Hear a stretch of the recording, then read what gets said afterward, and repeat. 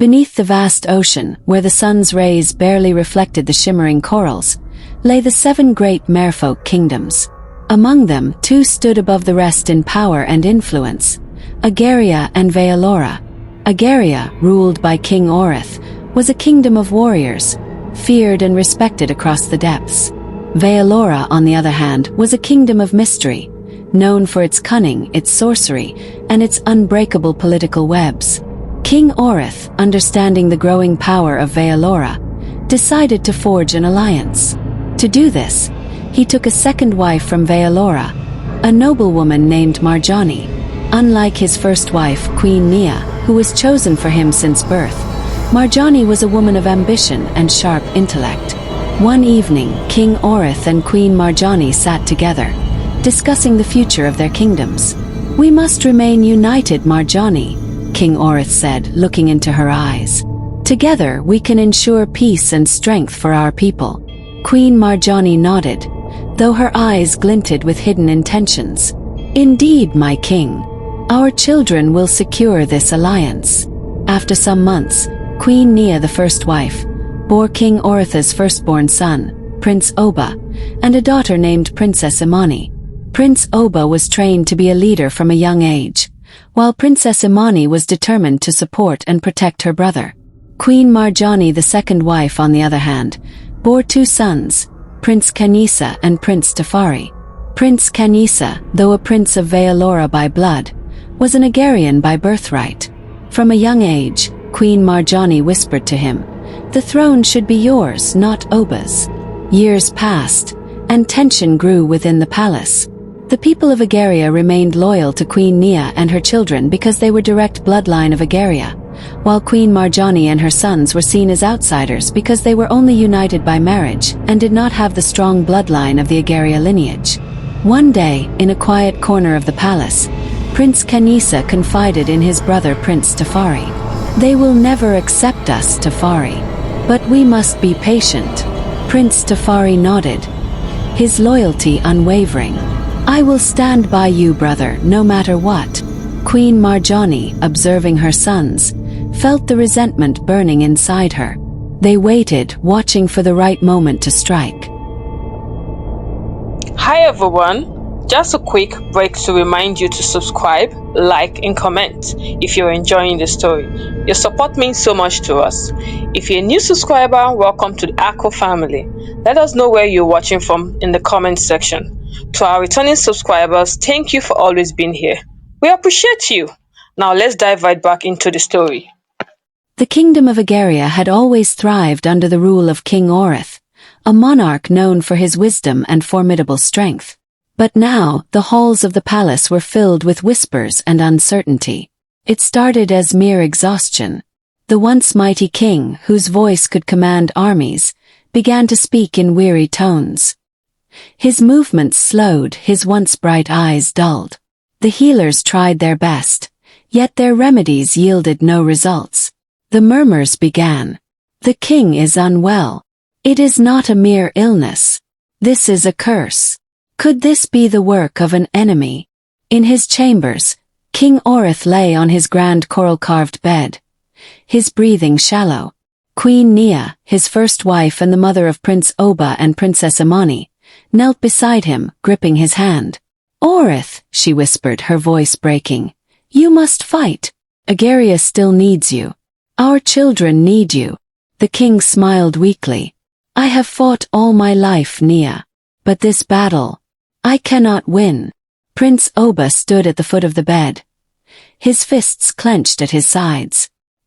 His father had been the strongest man he had ever known, and now he lay before him, frail and slipping away. "This doesn't make sense," Prince Oba growled, turning to the healers. "How does a sickness take down a warrior like my father in mere months? How is there nothing you can do?" The head healer lowered his eyes. "Your Highness, we have tried everything. This is beyond our understanding." A figure stood near the doorway, watching the scene unfold. Queen Marjani, the second wife. Her expression was unreadable.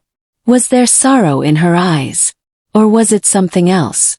A ghost of a smirk flickered across her lips before she turned away. Days later, the kingdom woke to the wails of mourning. King Orith had passed in the night. The sea creatures dimmed their bioluminescent glow as the kingdom grieved. Warriors painted their scales black in mourning, and solemn songs filled the waters.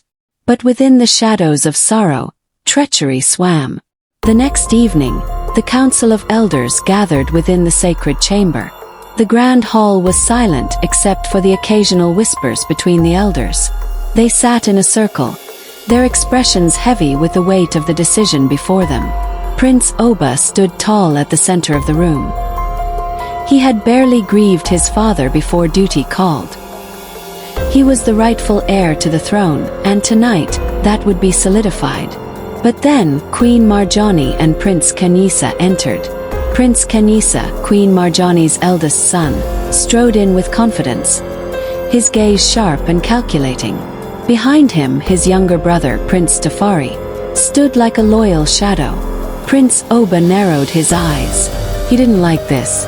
Queen Marjani gracefully swam forward, her tone calm yet edged with something dangerous. Elders of Agharia, before you crown the next king, there is a matter we must discuss. Elder Okoro, the oldest of the council, lifted a brow. What matter, Queen Marjani? Queen Marjani sighed, placing a delicate hand on her chest. It is about Prince Oba.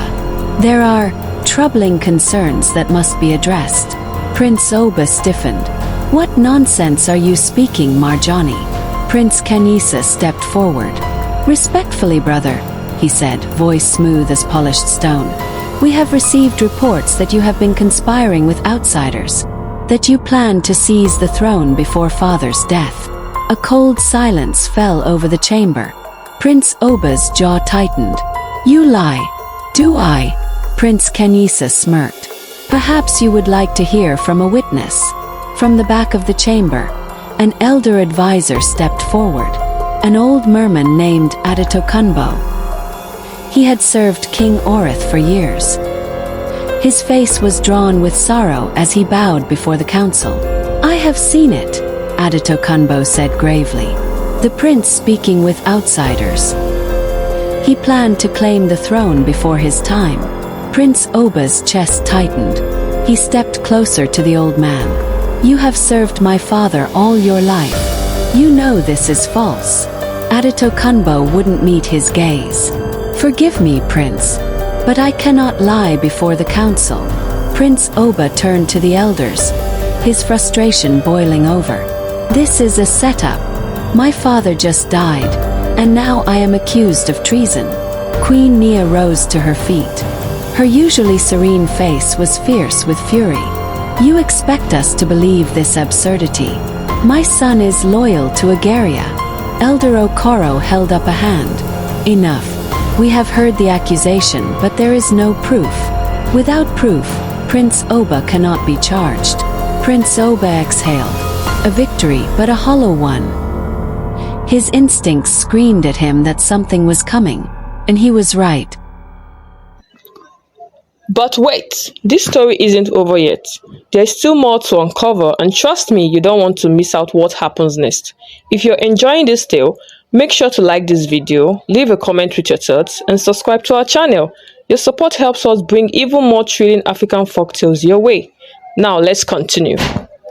The waters of Agharia shimmered under the glow of deep-sea lanterns as the palace prepared for the coronation. The kingdom still mourned, but hope remained. A new leader would soon rise. But in the shadows of the royal chambers, Marjani and her sons, Kanisa and Tafari, retreated in seething fury.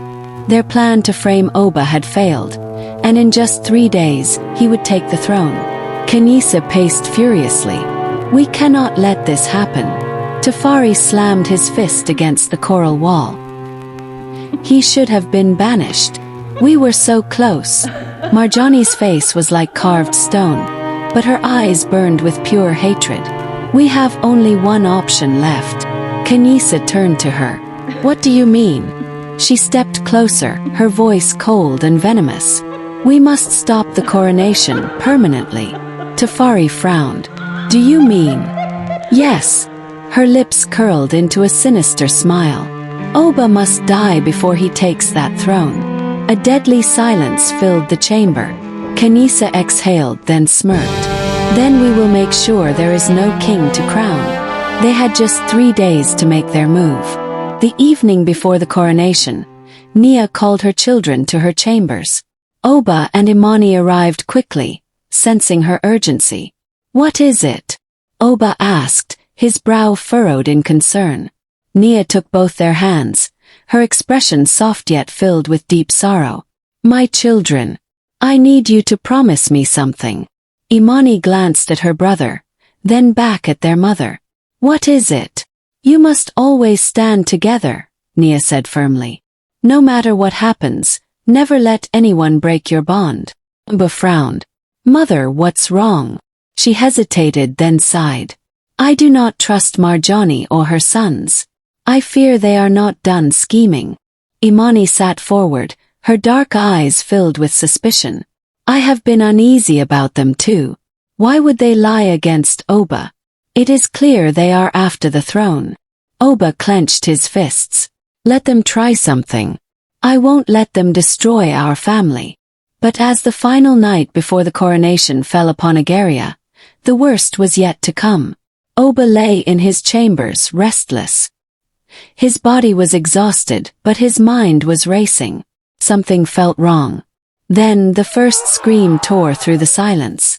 His eyes snapped open. Another scream. Then the clash of weapons. Then, the scent of blood filled the water. Oba bolted upright. His kingdom was under attack. Grabbing his spear, he swam out into the hall and froze. His council of elders, men who had guided and supported him, were being slaughtered. Loyal warriors fought desperately, but they were outnumbered. Kanisa and Tafari's warriors stormed the halls, cutting down anyone still loyal to Oba. His chest burned with fury. "You traitorous bastards!" he roared, charging into battle. He fought fiercely, his spear slicing through the water, taking down enemy after enemy. But they kept coming. Then he heard it. His mother's cry. "Mother!" He turned just in time to see her surrounded. Oba tried to swim to her, but a blade slashed into his side. Blinding pain. He barely managed to stay upright as Kanisa swam toward her. Oba stretched out a trembling hand. "Don't!" But it was too late. Kanisa's blade plunged into her heart. Oba's vision blurred. "No!" His voice broke with agony. Blood clouded the water around him. Then another stab. Tafari's blade pierced his side again. Oba gasped, his strength fading. Darkness threatened to consume him. Then a hand grabbed him. "Oba, we have to go." Imani's voice was urgent. "No." Oba reached for his mother, but she was already gone. "Now!" Imani yanked him away. A few loyal warriors followed, dragging his bleeding body through the water. His mind blurred as they fled the kingdom. The last thing he heard was Kanisa's voice, mocking him. "He won't survive that injury. He will die in the waters." In darkness, Kanisa stood tall in the palace, the crown in his hands. Marjani watched, smiling in victory. Tafari swam beside them, his arms crossed. "Oba will definitely die from his injuries." Kanisa twirled his blood-stained blade. "Then we have nothing to worry about." They both laughed darkly. Agharia had fallen. Meanwhile, in the distant shadows of Vealora, whispers of the fallen prince's fate began to stir. The tides of destiny were far from done with Oba, and an unforeseen ally was about to emerge from the depths. Oba's breath was shallow, his vision blurred by pain and loss. Imani held his hand tightly, her voice breaking with emotion. "You will survive this, Oba.